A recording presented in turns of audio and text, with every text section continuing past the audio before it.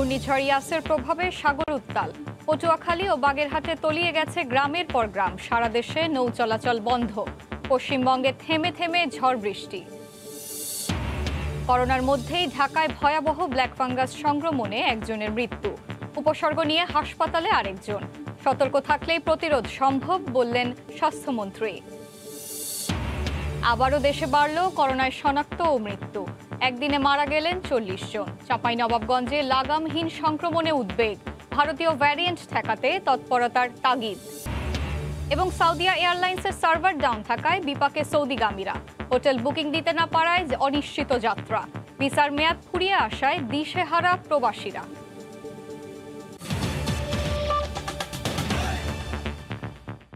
সময় সংবাদের সঙ্গে আছি আমি এশা হোসেন। ঘূর্ণিঝড় ইয়াসের প্রভাবে সাগর উত্তাল। ঢেউয়ের তোড়ে বেড়িবাঁধ ভেঙে পটুয়াখালীতে প্লাবিত হয়েছে 9টি গ্রাম। পানিবন্দী হয়ে পড়েছেন প্রায় 8,000 মানুষ। এছাড়া উপকূলীয় এলাকায় ঝোড়ো হাওয়া সহ বৃষ্টি শুরু হয়েছে। জোয়ারের পানি স্বাভাবিকের চেয়ে 3 থেকে 5 ফুট বাড়ায় তলিয়ে গেছে বাড়িঘর, দোকানপাট। এছাড়া বাগেরহাট, ভোলা ও বরগুনার নিচু এলাকা প্লাবিত হয়েছে। ঘূর্ণিঝড় মোকাবিলায় সতর্কতামূলক মাইকিংয়ের পাশাপাশি আশ্রয়কেন্দ্র ও চিকিৎসক দল প্রস্তুত রাখা হয়েছে। রিপোর্টার ও জেলা প্রতিনিধিদের পাঠানো তথ্য ও ছবি নিয়ে রিপোর্ট। ভারতের ওড়িশা পশ্চিমবঙ্গ উপকূলের দিকে প্রচণ্ড গতিতে ধেয়ে আসছে ঘূর্ণিঝড় ইয়াস। এর প্রভাবে উত্তাল বঙ্গোপসাগর। বড় বড় ঢেউ আছড়ে পড়ছে সমুদ্র তীরে। পটুয়াখালীতে প্রবল জোয়ারে কলাপাড়ার লালুয়া এলাকায় ক্ষতিগ্রস্ত বেড়িবাঁধ ভেঙে 9টি গ্রাম প্লাবিত। পানিবন্দী 8,000 মানুষ। উত্তাল সাগরের ঢেউয়ের তোড়ে কুয়াকাটা সৈকতের অর্ধশতাধিক অস্থায়ী দোকানপাট ভেসে গেছে। এই অবস্থায় জানমাল রক্ষায় মানুষকে নিরাপদ আশ্রয়ে সরে যেতে সতর্কতামূলক মাইকিং করছে প্রশাসন। দোকানপাট ছিল, বাসায় নিয়ে গেছে, প্লাস মালামাল যা ছিল কিছু সরাইতে পারছি, আর কিছু হয়তো পারি নাই। এতটা তীব্রতা যা আমার জীবনে আমি দেখি নাই। সিডারের পর যে এইরকম যে সাগর উতল হয় আসলে কি দেখি নাই। ঘূর্ণিঝড়ের প্রভাবে বাগেরহাটে নদী খালের পানি দ্রুত বাড়ছে। জেলার মোড়েলগঞ্জ উপজেলা স্বাস্থ্য কমপ্লেক্স, উপজেলা খাদ্য গোদাম চত্বর হাঁটু পানির নিচে। এছাড়া শরণখোলার বলেশ্বর, মোড়েলগঞ্জের পানগুচ্ছি, মোংলার পশুর, ভৈরব ও দড়াটানা সহ সকল নদ নদীর পানি স্বাভাবিক জোয়ারের চেয়ে 2 থেকে 2.5 ফুট উপর দিয়ে প্রবাহিত হচ্ছে। ঘূর্ণিঝড় বন্যার কথা শুনলেই সবাই আতঙ্কে থাকি। কখন জানি পানি আসে, কখন জানি ঘরবাড়ি প্লাবিত হয়ে যায়। পানির যে স্রোত তাতে বের হতে পারতেছি না ঘর থেকে। আতঙ্কে ছিলাম যে কখন আমাদের ঘরবাড়ি পানিতে প্লাবিত হয়। সাতক্ষীরায় ঘূর্ণিঝড় ইয়াসের প্রভাবে জোয়ারের পানি যাতে লোকালয়ে ঢুকতে না পারে সেজন্য শ্যামনগর উপজেলার বাতনিখালী, বুড়িগোয়ালিনী, দুর্গাবাটি এবং কৈখালী এলাকায় ঝুঁকিপূর্ণ বাঁধ মেরামতের চেষ্টা করছেন স্থানীয়রা। খুলনার দাকপ উপজেলার বেশ কিছু জায়গায় বেড়িবাঁধ দুর্বল হয়ে পড়ায় পানির চাপ বাড়লে যে কোনো সময় লোকালয়ে প্লাবিত হওয়ার আশঙ্কা স্থানীয়দের। বেড়িবাঁধগুলো দেখতেছেন, এ তো যখন তখন প্লাবিত হয়ে যাওয়ার সম্ভাবনা। খুব আতঙ্কিত, যেটা এখানে ঝড় আসলে ভেঙে চলে গেলে আমরা তো এখানে বসবাস করতে পারবো না। ভাঙন আমাদের কাছে, যখন তখন ভেঙে পানি ঢুকতে পারে। এদিকে ঘূর্ণিঝড়ের প্রভাবে জোয়ারের পানি বেড়ে বরগুনার বড়ইতলা ফেরিঘাট তলিয়ে গেছে। এছাড়া পাথরঘাটার পদ্মা এলাকায় আধা কিলোমিটার বেড়িবাঁধ ভেঙে পানি ঢুকে পড়েছে লোকালয়ে। মেঘনা তেঁতুলিয়া নদীর পানি বেড়ে তলিয়ে গেছে ভোলার চর কুকরিমুকরি ও চর নিজামসহ নিচু এলাকার বহু গ্রাম। এতে আতঙ্কিত হয়ে পড়েছেন নদীপাড়ের মানুষ। এছাড়া কক্সবাজারের উপকূলীয় নদ নদীতে পানি বাড়ার পাশাপাশি উত্তাল রয়েছে সাগর। মনিরুজ্জামান প্রান্ত, সময় সংবাদ। এই মুহূর্তে ভোলায় মেঘনা নদীর পাড়ে আছেন সহকর্মী নাসিরউদ্দিন লিটন এবং খুলনার দাকপে আছেন রিপোর্টার তরিকুল ইসলাম। ইয়াসের প্রভাব সম্পর্কে বিস্তারিত জানতে সরাসরি চলে যাচ্ছি তাদের কাছে। প্রথমেই যাচ্ছি ভোলায় লিটনের কাছে। লিটন, উত্তাল হয়ে উঠছে। আজকে দুপুরের জোয়ার থেকে মেঘনা তেঁতুলিয়া স্বাভাবিকের চেয়ে প্রায় 25 সেন্টিমিটার পানি, বিপদসীমার চেয়ে প্রায় 25 সেন্টিমিটার বেশি পানি এখানে বেড়েছে। এখনো পানি সেই অবস্থায় রয়েছে। আমি এখন রয়েছি ভোলা সদর উপজেলার তুলাতুলির মেঘনার পার ঘাট এলাকায়। এখন থেকে কিছুক্ষণ আগে মানে আধা ঘন্টা আগে আমার পেছনে যে মেঘনা নদী রয়েছে এখানে 9 জন মাঝিমাল্লা সহ একটি জেলে ট্রলার ডুবে গেছে। এখানে ফায়ার সার্ভিসের সদস্যরা এসেছে সেই ট্রলারটিও উঠানোর জন্য। উপজেলা নির্বাহী অফিসার সদর এখানে উপস্থিত হয়ে কাজটির তদারকি করছেন। আসলে সেখানে যাদের নিয়ে এই ট্রলারটি ডুবেছে সেই ট্রলারটি উঠানোর জন্য তাদের তৎপরতা শুরু হলো। মাঝিমাল্লারা কি অবস্থা আছেন তা এখনো দমকল বাহিনী বা উপজেলা প্রশাসনের পক্ষ থেকে নিশ্চিত করা যায়নি। আর অন্যান্য বিষয়গুলো যদি বলি, মেঘনায় স্বাভাবিকের চেয়ে বিপদসীমার চেয়েও বেশি যখন জোয়ারের পানি উঠেছে এতে ভোলার মেঘনা তেঁতুলিয়ার মধ্যবর্তী যে চরাঞ্চলগুলি রয়েছে বিশেষ করে চর কুকরিমুখরি, ঢালচর, চর পাতিলা এইসব এলাকা আজ সকাল থেকে জোয়ারের পানিতে প্লাবিত রয়েছে। মেঘনার মধ্যবর্তী যে সাগরকুলের মনপুরা উপজেলা রয়েছে সে মনপুরা উপজেলার বাঁধ ভেঙে পুরাতন বাঁধ ভেঙে 2টি গ্রাম প্লাবিত হয়েছে বলে উপজেলা নির্বাহী অফিসার শামীম মিয়া আমাদেরকে দুপুরে নিশ্চিত করেছেন। এছাড়া বাঁধের বাইরের সেখানে আরো 3টি গ্রাম প্লাবিত হয়েছে। এ নিয়ে আমরা স্থানীয় জনপ্রতিনিধি এবং উপজেলা প্রশাসনের মাধ্যমে জানতে পেরেছি যে ভোলার 15টি গ্রামে প্রায় 20,000-এর বেশি মানুষ এখন এই মুহূর্তে পানিবন্দী অবস্থায় রয়েছে।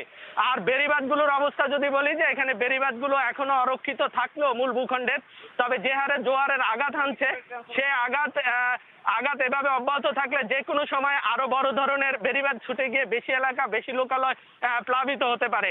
তো এ ছিল আমার কাছে ভোলার মেঘনার পাড় থেকে ঘূর্ণিঝড় ইয়াসের সর্বশেষ খবর। আমরা চলে যাচ্ছি খুলনায় রয়েছেন আমাদের সহকর্মী তরিকুল ইসলাম, তার কাছে চলে যাচ্ছি। ধন্যবাদ লিটন। ঘূর্ণিঝড় ইয়াসের প্রভাবে খুলনার উপকূলীয় উপজেলা দাকব, কয়রা সহ বিভিন্ন জায়গায় সকাল থেকে যে বাতাস বইছে এবং এখনো পর্যন্ত সেই অবস্থা একই অবস্থা বিরাজ করছে। মাঝে মাঝে বৃষ্টিপাত হয়েছে এবং সেটি পরিমাণে মানে স্বল্প সময়ের জন্য আমরা দেখেছি এখানে বৃষ্টি হতে। তবে আবহাওয়ার যে পূর্বাভাস, ঝড় বৃষ্টির যে পূর্বাভাস বা ঘূর্ণিঝড়ের যে পূর্বাভাস সেই রকম আবহাওয়া আমরা দেখছি না। তবে এখানে যে নদ নদীগুলো রয়েছে এই উপজেলার চারিদিকে ঘিরে নদীগুলো কিন্তু উত্তাল রয়েছে। আপনারা দেখতে পাচ্ছেন এখন ভাটা চলছে নদীতে, তারপরেও কিন্তু নদীর পানি কিন্তু বেশ জোরে বইছে এবং ঢেউ আসছে পড়ছে কূলে। এবং নদীতে যে নৌযানগুলো রয়েছে বিভিন্ন পণ্যবাহী নৌযান সেগুলো কিন্তু নিরাপদ আশ্রয়ে রাখা রয়েছে, নোঙর করে রাখা রয়েছে যাতে বাতাসের বেগ বাড়লে সেগুলো ভেসে না যায়। সেজন্য বেশ শক্ত করে নিরাপদ অবস্থানে রাখা হয়েছে। এবং আমরা সকাল থেকে যেটি বলার চেষ্টা করেছি যে ঘূর্ণিঝড়ে এই অঞ্চলের যে ক্ষতিটা হয়ে থাকে সেটি মূলত বেড়িবাঁধের ক্ষতিটা, এবং বেড়িবাঁধের দুর্বলতার কারণে কিন্তু এই ক্ষতিগুলো হয়ে থাকে। এবং পাশাপাশি আমরা বিভিন্ন জায়গায় দেখেছি যে এখানে ফাটল দেখা দিয়েছে বেড়িবাঁধে এবং সেটি মেরামত করার চেষ্টা করা হচ্ছে স্থানীয়ভাবে। এবং পাশাপাশি পানি উন্নয়ন বোর্ডও তাৎক্ষণিকভাবে জিও ব্যাগ কয়েকটা জায়গায় দিয়েছে। এবং তারপরেও কিন্তু উপকূলীয় এলাকার মানুষ আতঙ্কের মধ্যে তারা দিনাতিপাত করছে এই কারণে যে প্রতি বছর বিভিন্ন সময় ঘূর্ণিঝড় একবার বা দুইবার একাধিকবার এসে থাকে এবং সেগুলো মোকাবেলা করতে হয় তাদের। এজন্য স্থায়ী তারা একটি সমাধান চাই, সেটি হচ্ছে এখানে টেকসই যে বেড়িবাঁধ সেই বেড়িবাঁধ নির্মাণের দাবি তারা দীর্ঘদিন ধরে করে আসছেন। এটা এই দুর্যোগগুলো মোকাবেলা করতে তাদের যে প্রস্তুতি প্রশাসনের সেটিও কিন্তু পর্যাপ্ত নেওয়া হয়েছে বলে আমরা প্রশাসন সূত্রে জানতে পেরেছি। এবং শুকনো খাবার ইতিমধ্যে দেওয়া হয়েছে, সাইক্লোন শেল্টার, মেডিকেল টিম, স্বেচ্ছাসেবক সবই প্রস্তুত রাখা হয়েছে। সব মিলে আমার কাছে এই ছিল খুলনার দাকব উপজেলা থেকে ঘূর্ণিঝড় যে প্রস্তুতি এবং বর্তমান যে আবহাওয়ার অবস্থা তার সর্বশেষ খবর। ঘূর্ণিঝড় ইয়াসের প্রভাব সম্পর্কে বিস্তারিত জানাচ্ছিলেন খুলনার দাকব থেকে সহকর্মী তরিকুল ইসলাম, এবং এর আগে ভোলা থেকে খবর জানাচ্ছিলেন সহকর্মী নাসিরউদ্দিন লিটন।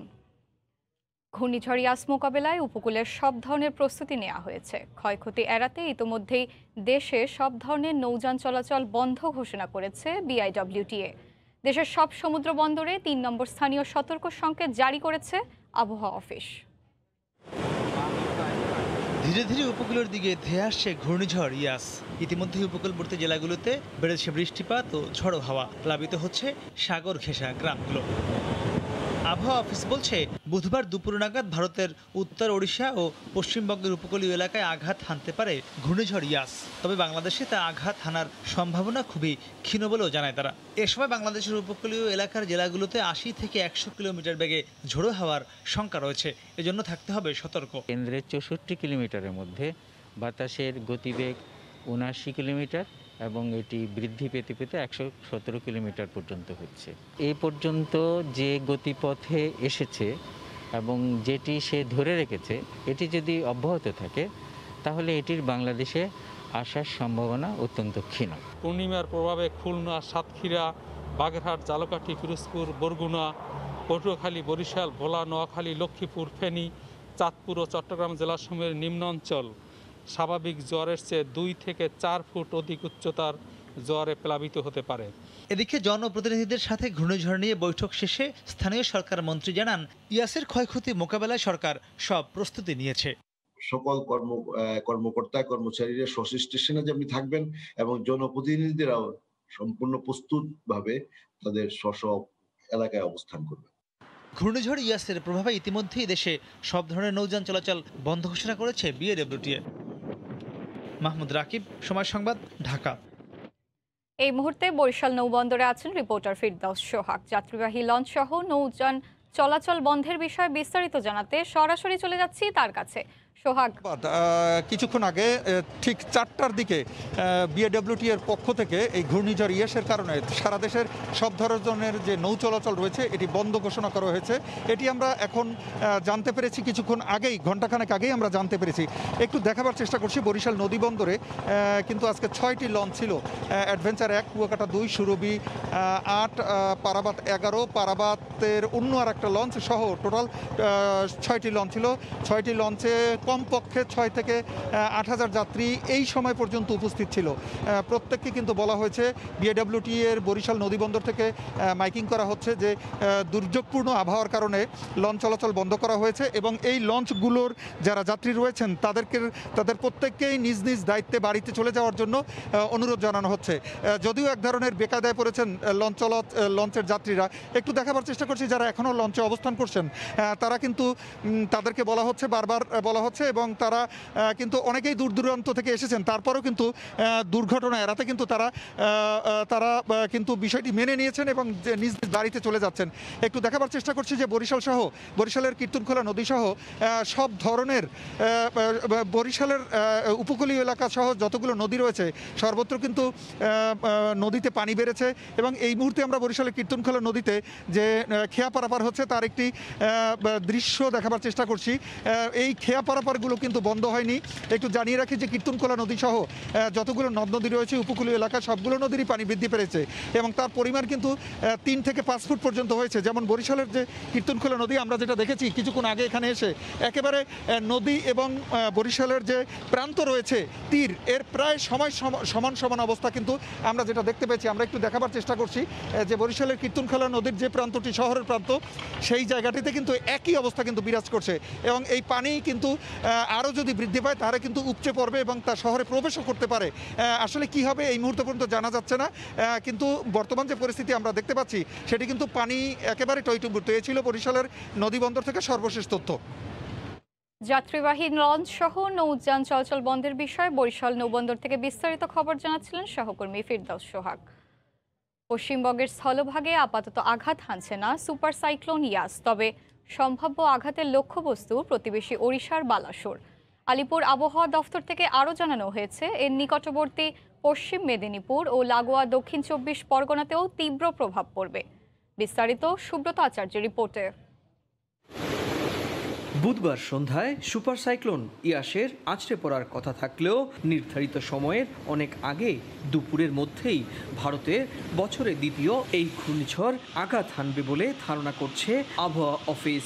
ঘন্টায় 170 থেকে 190 কিলোমিটার গতিবেগে আঘাত হানতে যাচ্ছে এই সুপার সাইক্লোন, যা 2009 সালের আয়লা কিংবা 2020 সালের আমফানের থেকেও বেশি শক্তিশালী। এতে অনেক বেশি ক্ষয়ক্ষতির আশঙ্কাও ব্যবস্থাও করা হচ্ছে। আর সে কারণেই প্রশাসনের পক্ষ থেকে নজিরবিহীন প্রস্তুতি দেখা গিয়েছে গত কয়েকদিন ধরে। প্রথম দিকে ইয়াস উড়িষ্যা ও পশ্চিমবঙ্গের উপকূলবর্তী এলাকায় আঘাত হানার কথা, তাই পশ্চিমবঙ্গ রাজ্যের 20টি জেলার প্রশাসনকেই প্রস্তুত রাখা হয়েছে।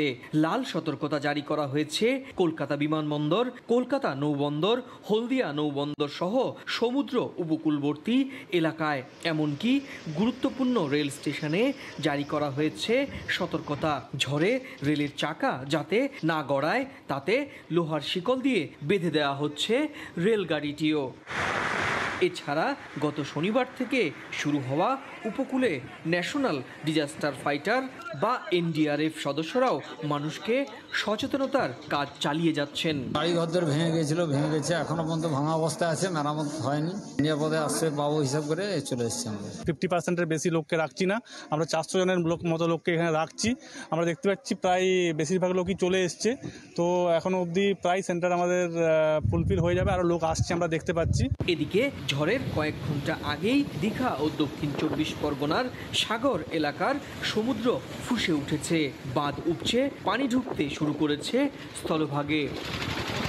সুব্রত আচার্য, সময় সংবাদ, পশ্চিমবঙ্গ, ভারত। ভারতের ওড়িশা উপকূলে কাল দুপুরের মধ্যে আঘাত হানতে পারে ঘূর্ণিঝড় ইয়াস। এই মুহূর্তে পশ্চিমবঙ্গের সবশেষ পরিস্থিতি জানাতে সরাসরি যুক্ত হচ্ছেন সহকর্মী সুব্রত আচার্য। সুব্রত,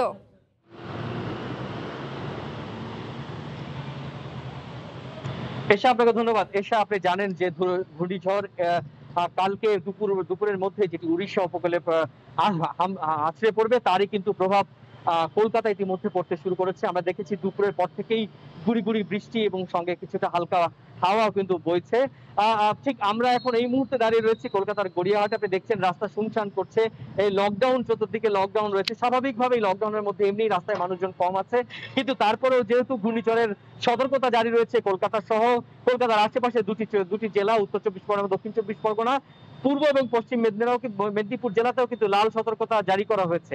আপনি জানেন যে এই ঘূর্ণিঝড় সুপার সাইক্লোন ঘন্টায় 170 থেকে 190 কিলোমিটার বেগে আছড়ে পড়বে উড়িষ্যার বালাসোর অঞ্চলে। ইতিমধ্যেই সেখানে উড়িষ্যা সরকারও কিন্তু সেখানে যে নজিরবিহীন তৎপরতা সেটি শুরু করেছে। ইতিমধ্যেই প্রায় 151টি টাস্ক ফোর্স গঠন করা হয়েছে উপকূলীয় অঞ্চলবর্তী এলাকা থেকে। সেখান থেকে প্রায় 3.5 লক্ষ মানুষকে কিন্তু বালাসোর সহ উড়িষ্যার উপকূলবর্তী অঞ্চল থেকে সরিয়ে নেওয়া হয়েছে। একই সঙ্গে জানিয়ে রাখি যে পশ্চিমবঙ্গেও যে সম্ভাব্য আঘাত আনার কথা ছিল, যেহেতু পশ্চিমবঙ্গের যে উপকূলবর্তী জেলার উত্তর এবং দক্ষিণ 24 পরগনা, পূর্ব মেদিনীপুর এবং পশ্চিম মেদিনীপুর, এই 4টে জেলা থেকে কিন্তু প্রায় 1 লক্ষের কাছাকাছি যে মানুষ, তাদের কিন্তু উপকূলবর্তী অঞ্চল থেকে, গ্রাম থেকে সরিয়ে নেওয়া হয়েছে। তোমরা জানে যে দক্ষিণ 24 পরগনার সাগর এবং আমখানা, কাকদ্বীপ, এই 3টি অঞ্চলে বহু নদীবাঁধ ভেঙে কিন্তু জল পানির ভেতরে জনবহুল এলাকায় ঢুকেছে। এবং একই রকম ভাবে এই মুহূর্তে সর্বশেষ পাওয়া তথ্য বলছে যে পূর্ব মেদিনীপুর, দীঘা, ওই অঞ্চলে প্রায় 60 থেকে 70 কিলোমিটার ঘন্টায় গতিবেগে কিন্তু ঝড় হাওয়া বইছে এবং ঝড় শুরু হয়েছে এবং প্রবল সেখানে জলোচ্ছ্বাস রয়েছে। আপনি আগেই জানেন যে সকাল থেকে কিন্তু সেখানে NDRF এর কর্মীরা কিন্তু সেখানে রয়েছেন, কারণ কোনোভাবেই ইতিমধ্যেই মৎস্যজীবীদের সেখানে নিষিদ্ধ করা হয়েছে। সব মিলে কিন্তু নজিরবিহীন তৎপরতা আমরা দেখেছি রাজ্য প্রশাসনের পক্ষ থেকে নেওয়া হয়েছে। এশা, এই ছিল আমার কাছে ঘূর্ণিঝড় সুপার সাইক্লোন এশার আমার কাছে থাকা সবশেষ। ভারতের ওড়িশা উপকূলে কাল দুপুরে আঘাত হানতে পারে ঘূর্ণিঝড় ইয়াস। সে বিষয়ে বিস্তারিত খবর জানাচ্ছিলেন পশ্চিমবঙ্গ থেকে সহকর্মী সুব্রত আচার্য। সময় সংবাদে আরও থাকছে, অনলাইনে চটকদার বিজ্ঞাপন দিয়ে ভয়াবহ প্রতারণা। 4000 টাকা দিয়ে দেয়া হচ্ছে 400 টাকার শাড়ি। কেনাকাটায় সতর্ক হওয়ার পরামর্শ পুলিশের। এবার দেশে ভয়াবহ ভারতীয় ব্ল্যাক ফাঙ্গাসে আক্রান্ত হয়ে একজনের মৃত্যু হলো। 3 দিন আগে ঢাকার বারডেম হাসপাতালে মারা যান তিনি। আজ সকালে তার নমুনায় ব্ল্যাক ফাঙ্গাসের উপস্থিতি মেলে। আরও একজন উপসর্গ নিয়ে একই হাসপাতালে ভর্তি রয়েছেন। এদিকে সতর্ক থাকলে এই কালো ছত্রাক প্রতিরোধ সম্ভব বলে মনে করেন স্বাস্থ্যমন্ত্রী। ভারতে করোনা মহামারীর মধ্যেই ব্যাপক হারে ছড়িয়ে পড়ছে ব্ল্যাক ফাঙ্গাস বা কালো ছত্রাক। ছোঁয়াচে না হলেও ভয়াবহ এ রোগে মৃত্যুর হার বেশি, নেই প্রতিষেধকও। 3 দিন আগেই দেশে রাজধানীর বারডেম হাসপাতালে কোভিড পরবর্তী জটিলতায় মারা যান এক রোগী। মঙ্গলবার মাইক্রোবায়োলজির প্রাথমিক রিপোর্টে মারা যাওয়া ব্যক্তির নমুনায় মিউকরমাইকোসিস বা ব্ল্যাক ফাঙ্গাসের উপস্থিতি পাওয়া যায়। আমরা ল্যাবে প্রাথমিক যে রিপোর্টগুলো পেয়েছি তাতে মিউকরমাইকোসিস হওয়ার সম্ভাবনাই বেশি। আমরা নিশ্চিত করতে পারছি না, কারণ এটা কালচার না আসা পর্যন্ত বলতে পারবো না। তবে আমরা এটা আমাদের মনে হচ্ছে যে প্রাথমিক রিপোর্টগুলো যে পেয়েছি মাইক্রোবায়োলজি থেকে, তাতে এটা মিউকরমাইকোসিস হওয়ার সম্ভাবনা সবচেয়ে বেশি, যেটা মারা গিয়েছে। গত 17 মে কোভিড পরবর্তী জটিলতা নিয়ে সাতক্ষীরা থেকে আরও এক রোগী ভর্তি হয়েছেন বারডেম হাসপাতালে। তার অবস্থা আশঙ্কাজনক না হলেও কালো ছত্রাকের উপসর্গ রয়েছে। তিনি আক্রান্ত কিনা তা নিশ্চিত করতে 72 ঘন্টা সময় প্রয়োজন। 11 মে আরও একজন সন্দেহভাজন রোগী সুস্থ হয়ে বাড়ি ফিরেছেন। কিছু পরীক্ষা নিরীক্ষায় সাসপেক্টেড আপনার ওই যে মিউকরমাইকোসিস আমরা সাসপেক্ট করতেছি। This is not confirm diagnosis actually. এই ভাইরাস প্রতিরোধে ওষুধ প্রস্তুতের নির্দেশ দেওয়া হয়েছে জানিয়ে স্বাস্থ্যমন্ত্রী দেশবাসীকে আতঙ্কিত না হবার অনুরোধ জানিয়েছেন। ইতিমধ্যেই আমাদের যে মন্ত্রণালয়কে এবং বিভিন্ন ওষুধ কোম্পানিকে আমরা নির্দেশনা দিয়েছি যাতে এই ফাঙ্গাসের জন্য যে ধরনের ওষুধ লাগে সেই ওষুধটা জানি এখন থেকে তৈরি করে রাখে, এবং আমরা যাতে যদি আল্লাহ না করুন যদি এখানে রোগী বাড়ে তাহলে পরে জানি আমরা তাদেরকে যথাযথ চিকিৎসা ব্যবস্থা করতে পারি। বিশেষজ্ঞরা বলছেন অনিয়ন্ত্রিত ডায়াবেটিস ও অপ্রয়োজনে কোভিড রোগীকে স্টেরয়েড দেবার কারণে ব্ল্যাক ফাঙ্গাসের ঝুঁকি বাড়ছে বাংলাদেশে। মুজাহিদ শুভ, সময় সংবাদ, ঢাকা। এদিকে অক্সফোর্ড অ্যাস্ট্রাজেনেকার পর দেশে শুরু হয়েছে চীনের সিনোফার্মের টিকার প্রয়োগ। উপহার হিসেবে পাওয়া 5 লাখ ডোজ প্রথমে দেয়া হচ্ছে ঢাকা মেডিকেল সহ 4টি মেডিকেল কলেজের শিক্ষার্থীদের। চীনের সঙ্গে টিকা কেনা চূড়ান্ত হওয়ায় জুনেই চীন থেকে আনা হবে টিকা এবং গণহারে তা দেওয়া সম্ভব বলে জানিয়েছেন স্বাস্থ্যমন্ত্রী। দেশে দ্বিতীয় কোনো টিকা হিসেবে প্রয়োগ শুরু হলো চীনের টিকা সিনোফার্মের। মঙ্গলবার ঢাকা মেডিকেল কলেজ হাসপাতালে শুরু হয় এই টিকার আনুষ্ঠানিক প্রয়োগ। 5ম বর্ষের শিক্ষার্থী অনন্যা সালাম সমতা প্রথম কোনো বাংলাদেশি হিসেবে গ্রহণ করেন সিনোফার্মের টিকা। আমার জন্য অবশ্যই একটি স্মরণীয় ঘটনা হয়ে থাকবে, পাশাপাশি আমার সকল ব্যাচমেটরাই হয়তো আজকে ভ্যাকসিন গ্রহণ করবেন। চীন থেকে উপহার হিসেবে পাওয়া 5 লাখ ডোজ দেয়া হবে 2.5 লাখ মানুষকে। প্রথম দিন ঢাকা মেডিকেল কলেজ বাদেও সোহরাওয়ার্দী, মুগদা, সলিমুল্লাহ মেডিকেল কলেজে প্রয়োগ শুরু হয়। সরকারের এই সিদ্ধান্তকে সাধুবাদ জানিয়েছেন শিক্ষার্থীরা। একটু ভয় কাজ করেছিল অবশ্যই, কিন্তু আমি এখন খুবই আনন্দিত। তো সেক্ষেত্রে হচ্ছে যেহেতু এখন আমরা শিক্ষার্থীরা পাচ্ছি, আশা করি আমাদের এই ভ্যাকসিন যখন কাজ করবে তখন আমাদের করোনা আক্রান্ত হওয়ার সম্ভাবনা খুবই কম থাকবে। সেক্ষেত্রে আমরা এই প্যান্ডেমিক সিচুয়েশনের মধ্যে আমরা ক্লাস করতে পারবো। উদ্বোধনী অনুষ্ঠানে মন্ত্রী জানান চীনের সঙ্গে চুক্তি সম্পন্ন হলে জুনেই এই টিকার গণহারে প্রয়োগ শুরু সম্ভব হবে। বাংলাদেশের সব জায়গায় আমরা এটা ব্যবস্থা নিব, কারণ প্রায় 2.5 লক্ষ ডোজ আছে এবং আগামীতে ইনশাল্লাহ যদি চায়নার সাথে আমাদের এই যে চুক্তিটা হচ্ছে ভ্যাকসিনের জন্য, সেই চুক্তিটা বলবৎ হয়ে গেলে পরে চুক্তিটা যখন কার্যকর হয়ে যাবে তাহলে পরে আমরা এই জুন থেকেই আমরা ইনশাল্লাহ বেশি পরিমাণে আমরা ভ্যাকসিন পাবো এবং দেওয়া শুরু করতে পারবো। 10 দিনের মধ্যে দেশের সব সরকারি বেসরকারি মেডিকেল কলেজে এই টিকার প্রয়োগ শুরু হবে বলেও জানান স্বাস্থ্যমন্ত্রী। রাশেদ লিমন, সময় সংবাদ, ঢাকা। চীন থেকে প্রতি মাসে 50 লাখ করে 3 মাসে 1.5 কোটি ডোজ করোনা টিকা আনা হবে বলে জানিয়েছেন পররাষ্ট্রমন্ত্রী ডক্টর একে আব্দুল মোমেন।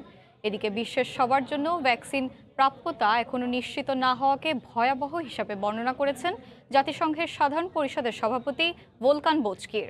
রাজধানীর ফরেন সার্ভিস একাডেমিতে অনুষ্ঠান শেষে একথা বলেন তারা। Started a campaign called Vaccines for All. That means an equitable and fair distribution of vaccines to all the countries in need. The United States is back to the United Nations and it is supporting the World Health Organization and the COVAX facility. মোটামুটি চূড়ান্ত পর্যায়ে mental যত ধরনের আলোচনা সবগুলোই very positive. স্বাস্থ্য মন্ত্রণালয় কবে পাঠাবে লজিস্টিকগুলো তারা আলোচনা করছে। আবারও দেশে বাড়ল করোনায় শনাক্ত ও মৃত্যু। একদিনে মারা গেলেন 40 জন। এদিকে সীমান্ত জেলা চাঁপাইনবাবগঞ্জে হঠাৎ করে করোনা সংক্রমণের হার বাড়ায় চিন্তিত স্বাস্থ্য বিভাগ। তারা বলছেন আরও কিছু সীমান্তবর্তী জেলায় সংক্রমণের হার ঠেকাতে ব্যবস্থা নেওয়া হচ্ছে। ভারত থেকে যারা আসছেন তাদের সঠিক কোয়ারেন্টাইন নিশ্চিত করার তাগিদ দিয়েছেন বিশেষজ্ঞরা। দেশজুড়ে করোনা সংক্রমণের হার যখন কিছুটা নিচের দিকে, তখনই নতুন আতঙ্ক তৈরি করছে চাঁপাইনবাবগঞ্জ। গত কয়েকদিনে বেড়েই চলছে সংক্রমণের হার। এমন পরিস্থিতিতে স্বাভাবিকভাবেই উদ্বিগ্ন স্বাস্থ্য বিভাগ। পাশাপাশি খুলনা, সাতক্ষীরা, দিনাজপুরের মতো ভারত ঘেঁষা অঞ্চলে 10% বেশি সংক্রমণ ভাবিয়ে তুলছে তাদের। সীমান্তবর্তী জেলাগুলোতে উচ্চ হার আছে, তার মধ্যে চাঁপাইনবাবগঞ্জের এটা একটু বেশি। সারা দেশেই আমাদের চলাচল হচ্ছে, এটা চলাচল খুলে দিতে আমরা এটা একটা বাধ্যবাধকতা। দীর্ঘদিন চলাচল বন্ধ রাখা যায় না, দীর্ঘদিন সবকিছু বন্ধ রাখা যায় না, সেটি আমাদেরকে ঝুঁকি নিয়েও খুলতে হয়। তবে খোলার সময় অবশ্যই আমরা ঝুঁকিজনক কমে সেই কাজগুলো কিন্তু আমাদেরকে নিষ্ঠার সঙ্গে করতে হবে। এই অবস্থায় সর্বোচ্চ সতর্ক অবস্থানে যাওয়ার পরামর্শ দিয়ে বিশেষজ্ঞরা বলছেন, ভারতের উচ্চ সংক্রমণ এলাকার সঙ্গে সীমান্ত আছে এমন অঞ্চলে বিধিনিষেধ হতে হবে কড়াকড়ি। পাশাপাশি ভারত ফেরতদের কঠোর নজরদারির আওতায় আনার পরামর্শ তাদের। আমাদের এখন লক্ষ্য নির্ধারণ করে কাজ করতে হবে। ভারতীয় ভ্যারিয়েন্টের দ্বারা হয়েছে কিনা, সেই সব রোগীদের সংস্পর্শে কারা এসেছিল, কন্ট্যাক্ট ট্রেসিং যদি করি, এইভাবে কোয়ারেন্টাইন আইসোলেশন যদি প্রপারলি এক্সিকিউট করা যায় তাহলে ভালো হবে। না হলে আমাদের জন্য আমাদের এই সংক্রমণটা ব্যাপক আকারে ছড়িয়ে পড়ার একটা আশঙ্কা রয়ে গেছে।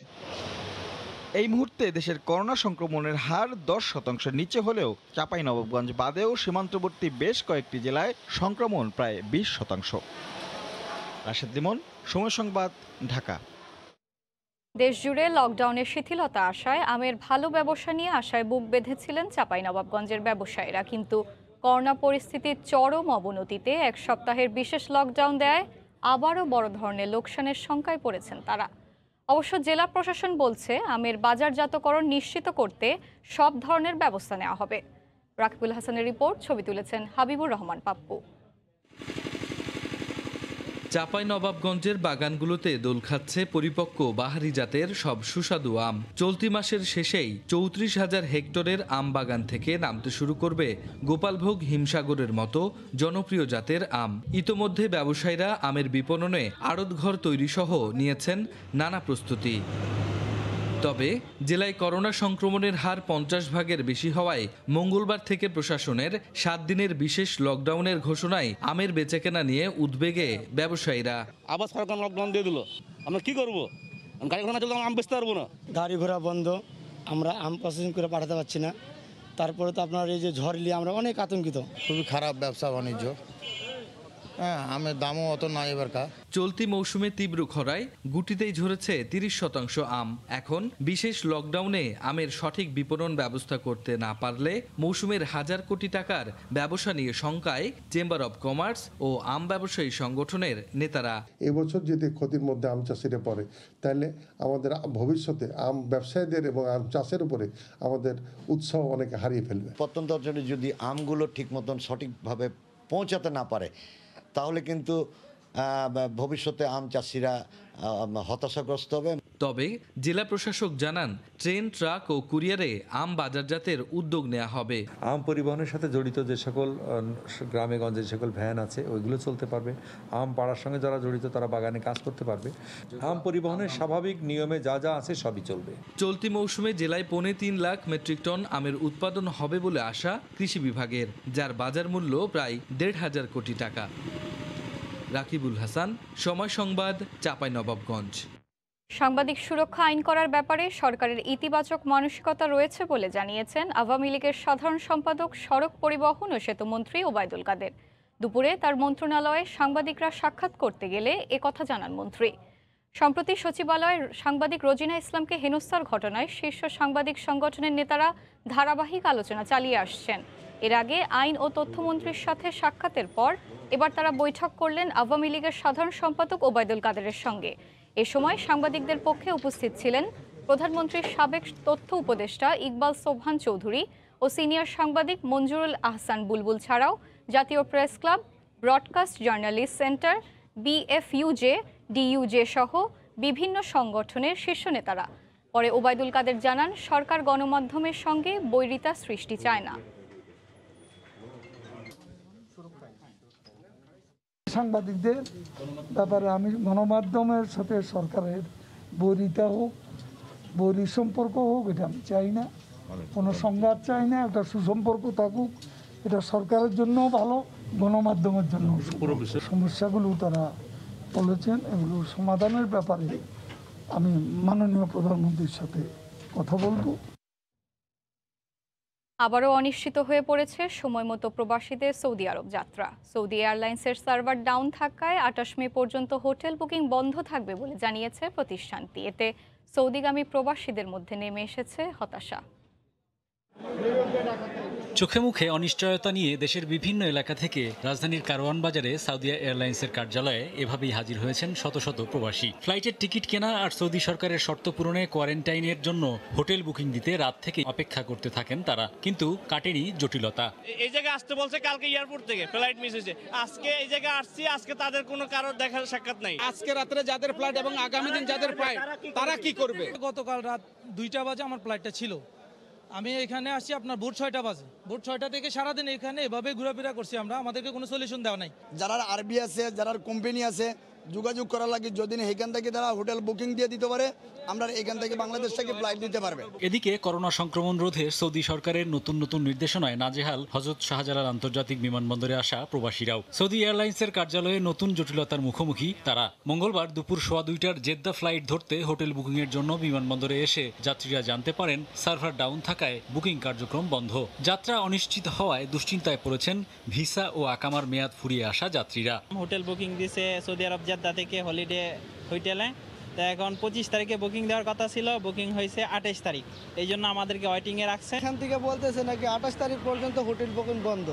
যদি 28 তারিখ পর্যন্ত হোটেল বুকিং বন্ধ হয় তাহলে আমরা কিভাবে যাব? আমাদের ভিসা নিয়ে যাচ্ছে 28 তারিখ। আজকে বলতেছে যাদেরকে ভ্যাকসিন দেওয়া আছে তাদেরকে নেবে, যে লোকগুলো ভ্যাকসিন দেওয়া নাই এই লোকগুলো নেবে না। তা আমরা এতগুলো লোক, 250 লোক, 300 লোক, আমরা এই পর্যায়ে এখন কি করবো? সম্প্রতি সৌদি সিভিল এভিয়েশনের জারি করা শর্ত মতে 2 ডোজ করোনা ভ্যাকসিন নেওয়া যাত্রীদের কোয়ারেন্টাইনে থাকতে হবে না।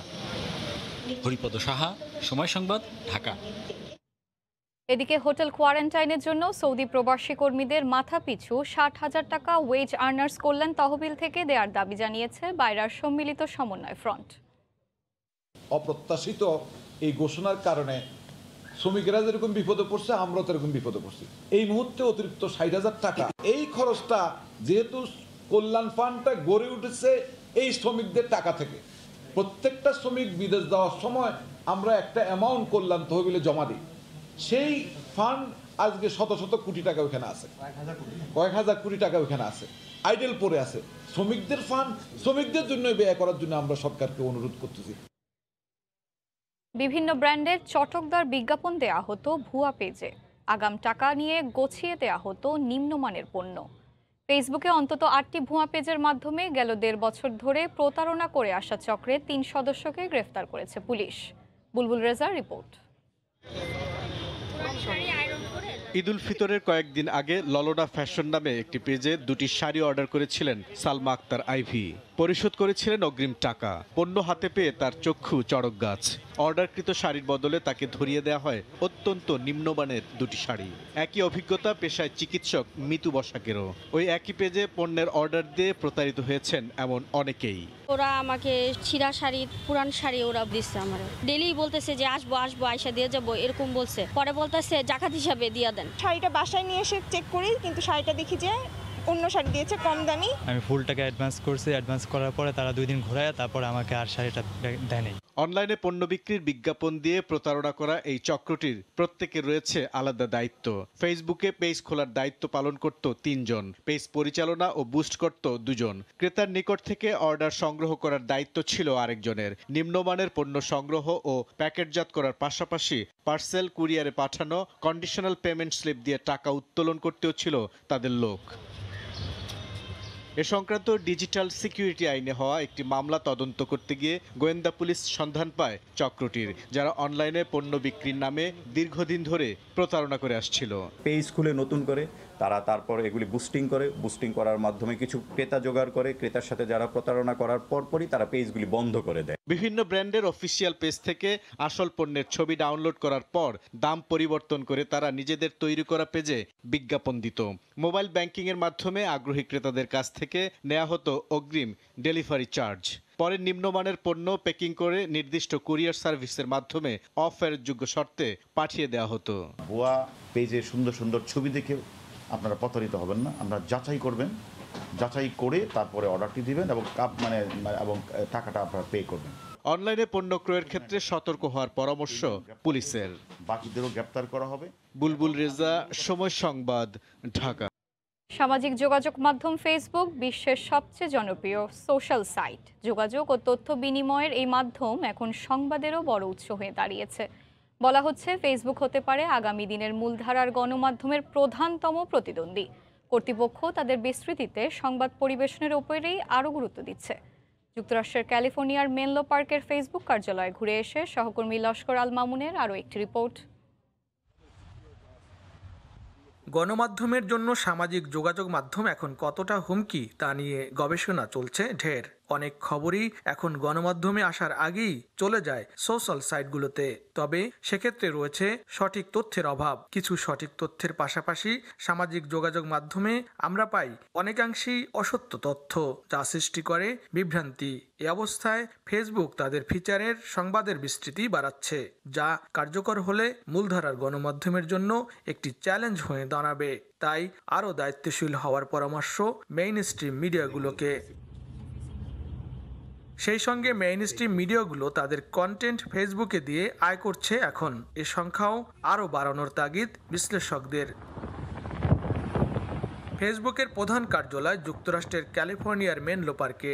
নিরিবিলি এ শহর থেকেই সারা বিশ্ব নিয়ন্ত্রণ করছে মার্ক জাকারবার্গের প্রতিষ্ঠানটি। মার্কিন মূলকে করোনা পরিস্থিতি স্বাভাবিক হওয়ায় এখানে প্রতিদিন ঘুরতে আসেন শত শত মানুষ। পৃথিবীব্যাপী 300 কোটির মতো ফেসবুক ব্যবহারকারী রয়েছেন। 2004 সালের 4 ফেব্রুয়ারি প্রতিষ্ঠিত হয় ফেসবুক।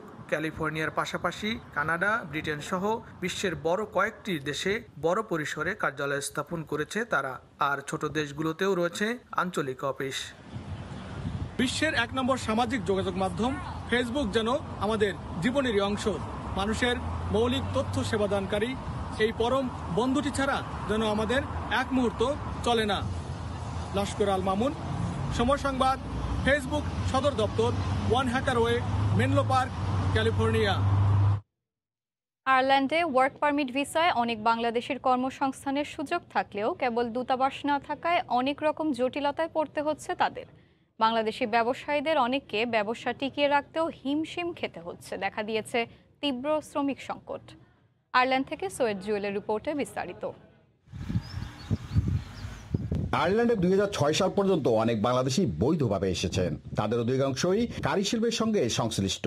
2006-এর পর হাতে গোনা কিছু ওয়ার্ক পারমিট হলেও প্রয়োজনের তুলনায় যা অপ্রতুল। কিন্তু আয়ারল্যান্ডে এই কারিশিল্প থেকে শুরু করে আরো অনেক শিল্পে বাংলাদেশিদের আসার অনেক সুযোগ রয়েছে, কিন্তু একটি দূতাবাস না থাকায় তা সম্ভব হচ্ছে না। এতে পিছিয়ে পড়ছেন বাংলাদেশিরা। যেহেতু বাংলাদেশে কোনো আইরিশ দূতাবাস নেই, তাই ভারতে আবেদন করতে হয় যে কোনো ভিসার জন্য। এক্ষেত্রে সঠিক কাগজপত্র থাকার পরও অনেক ভিসাই ভারত থেকে দেয়া হয় না, এমন অভিযোগ রয়েছে বিস্তর। এতে বাংলাদেশ থেকে শ্রমিক নিয়ে আসতে পারছেন না ব্যবসায়ীরা। দিন যতই যাচ্ছে তাদের ব্যবসা নিয়ে ততই চিন্তিত তারা। 2005-06 পর্যন্ত আমাদের এখানে ওয়ার্ক পারমিট হতো, ভিসা হতো, আমাদের স্টাফের কোনো সমস্যা ছিল না। এক পর্যায়ে এখন এমন এক পর্যায়ে পুচ্ছে যে আমাদের এখানে এখন ওয়ার্ক পারমিট হয় না, ভিসা হয় না। আর সেহেতু কারণে আমরা স্টাফ সংকটে এমন এক পর্যায়ে পুচ্ছি, আমরা কাজ করতে নিজেরা কাজ করার পর রেস্টুরেন্ট পরিচালনা করতে পারতেছি না, ব্যবসা পরিচালনা করতে পারতেছি না। ওয়ার্ক পারমিটের জন্য অ্যাপ্লাই করছি বারবার।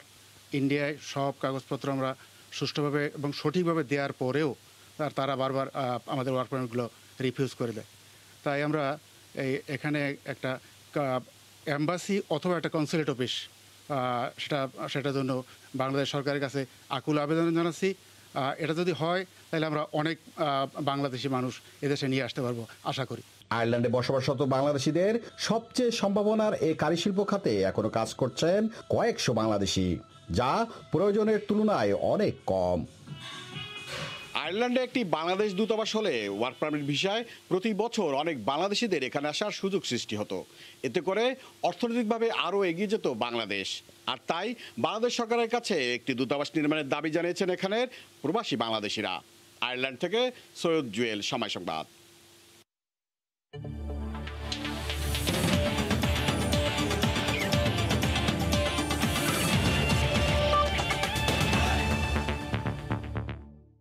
মিরপুরে শ্রীলঙ্কার বিপক্ষে দ্বিতীয় ওয়ানডেতে মুশফিকের সেঞ্চুরিতে শ্রীলঙ্কাকে 247 রানের টার্গেট দিয়েছে বাংলাদেশ। এই মুহূর্তে শেরেবাংলা স্টেডিয়ামে আছেন রিপোর্টার জুম্মান সাদিক জ্যাভলিন। সরাসরি যোগ দিচ্ছি তার সঙ্গে। জ্যাভলিন, এসে আসলে এখন পর্যন্ত যে ম্যাচের অবস্থা, অর্থাৎ বাংলাদেশ অল আউট হয়ে গেছে। টার্গেট দিয়েছে 247, শ্রীলঙ্কাদের সামনে এখন 247 রানের টার্গেট। 246 রানে বাংলাদেশ অল আউট হয়ে গেছে। রানটা গত ম্যাচের সাথে যদি তুলনা করেন আপনি, 10টা রান বা 11টা রান কম হয়েছে, কিন্তু অল আউট হয়ে যাওয়াটা, এই যে মানসিকভাবে এক ধরনের ধাক্কা, যে পুরো 50 ওভারটা খেলতে না পারা, এইটা কিন্তু বাংলাদেশকে নিঃসন্দেহে কিছুটা ব্যাকফুটে রাখবে আমার কাছে মনে হয়েছে। এবং আপনি যদি আজকের স্কোর কার্ডটি খেয়াল করেন, বাংলাদেশে আসলে মুশফিকুর রহিম তার একার সংগ্রহই কিন্তু 125, অর্থাৎ বলা চলে যে তার ক্যারিয়ারের যে 8ম ওডিআই সেঞ্চুরি তিনি আজকে তুলে নিয়েছেন। দুর্দান্ত খেলেছেন মুশফিক। আর এর বাকি বাইরে যদি আপনি রান দেখেন, শুধুমাত্র মাহমুদুল্লাহ রিয়াদ, তিনি 41 রানের একটি ইনিংস খেলেছেন। আর বাকি কেউই কিন্তু সেই রকম ভালো কোনো রান করতে পারেননি, যেটি একটা কনসার্ন আমাদের টাইগার ক্রিকেটের জন্য। আর আবারও আমরা দেখলাম যে সেই দুই সিনিয়র ক্রিকেটারের উপরেই কিন্তু দলটা মোটামুটি যেটুকু স্কোর করেছে বা মান বাঁচানো যেটুকু স্কোর তারা করতে পেরেছে, সেটি দুই সিনিয়র ক্রিকেটারের বরাতেই। আর বাকি যদি বলতে চাই, আজকে 5 নম্বরে মোসাদ্দেক হোসেন সৈকত খেলেছিলেন মিথুনের পরিবর্তে, কিন্তু তিনি কিন্তু খুব একটা ভালো সেখানে করতে পারেননি। আর আফিফ হোসেন ধ্রুব গত ম্যাচে একটি তার 22 রানের একটি ইনিংস ছিল, সেটি খুব কার্যকরী একটি ইনিংস ছিল, যদিও 22 রানের, কিন্তু খুব কম বল খেলে সেই দ্রুত তিনি রান তুলেছিলেন। সাইফুদ্দিনও গত দিন দ্রুত রান তুলেছিলেন। তাদের এই পার্টনারশিপটা কিন্তু আজকে আমরা তাদের দুজনকে একেবারে নিষ্প্রভ দেখেছি। 10 রান করে ফিরেছেন আফিফ, এবং সাইফুদ্দিনও কিন্তু রান আউট হয়েছেন আনলাকিলি, এবং তিনি রান আউটটা যখন হয়েছেন তখন তিনি সম্ভবত চোটও পেয়েছেন। এটি সম্পর্কে আমরা পরবর্তীতে আবার বিস্তারিত জানতে পারবো। তবে এখনও পর্যন্ত যেটি হয়েছে, ম্যাচে আসলে বলবার মতো রান কেউই করতে পারেননি, শুধুমাত্র মুশফিকুর রহিম তিনি একমাত্র সেঞ্চুরি তুলে নিয়েছেন এবং দলের মান বাঁচিয়েছেন বলতে গেলে তিনি এককভাবেই। আর যদি আপনি বলতে চান এখানে লঙ্কানদের যে বোলিং লাইন আপ, তারা কিন্তু খুব চমৎকার বোলিং করেছেন, এবং বারবার বৃষ্টি আসাতে একটা ব্যাপার রয়েছে যে বারবার বৃষ্টির কারণে কিন্তু ব্যাটসম্যানদের মনোসংযোগে কিছুটা ঘাটতি হতে পারে সেটি, কিন্তু তারপরেও এভাবে অল আউট হওয়াটা নিঃসন্দেহে টাইগারদের জন্য একটা ব্যাকফুটে থাকা এবং আত্মবিশ্বাস সে কিছুটা চির ধরাবে। আর বৃষ্টি এখনও কিন্তু সম্ভাবনা রয়েছে, সেক্ষেত্রে কাটেল ওভারের ম্যাচেরও একটা বাস্তবতা হিসেবে দেখা যেতেই পারে কাটেল ওভারের ম্যাচ, এবং সেক্ষেত্রে লঙ্কানরা কিন্তু একটা সুবিধা পাবে। তো এই ছিল আমার কাছে মিরপুর থেকে সবশেষ। ফিরছি স্টুডিওতে এসা। শ্রীলঙ্কাকে 247 রানের টার্গেট দিয়েছে বাংলাদেশের। খেলার বিস্তারিত জানাচ্ছিলেন শেরেবাংলা স্টেডিয়াম থেকে সহকর্মী জুমান সাদিক জ্যাভলিন। এ পর্যায়ে শীর্ষ সংবাদ জানিয়ে দিচ্ছি আরেকবার।